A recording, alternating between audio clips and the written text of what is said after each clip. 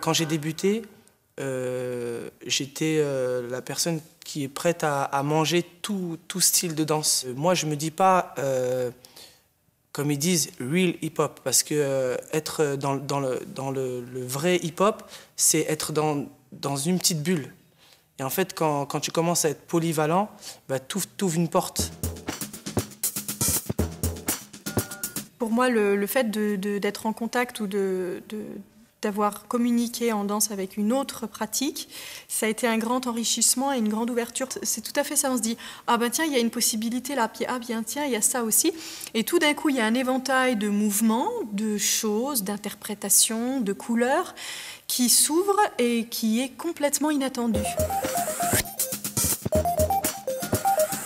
Quand Sabine elle a commencé à démarrer son chant, par exemple, au début, j'ai l'impression de rentrer dans mon monde, dans le sens où elle démarre très lentement, une mélodie très prenante. C'est comme les sirènes, elles font leur chant et tu viens et tu es hypnotisé et tu rentres dans le chant et puis tu as envie d'être dedans et tu ne peux plus sortir.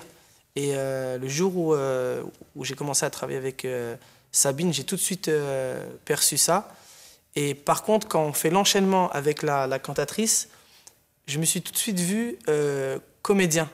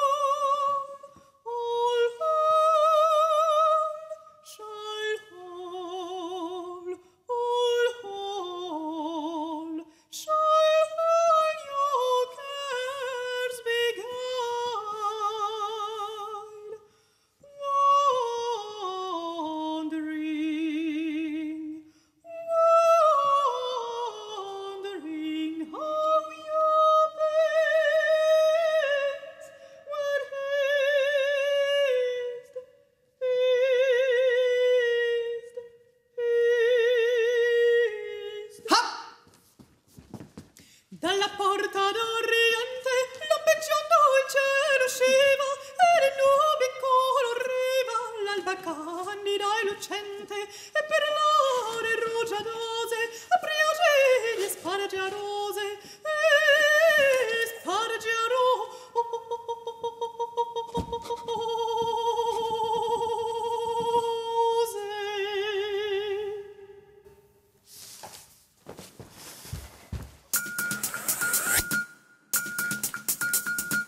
Pour moi, la danse, c'est un espace de liberté.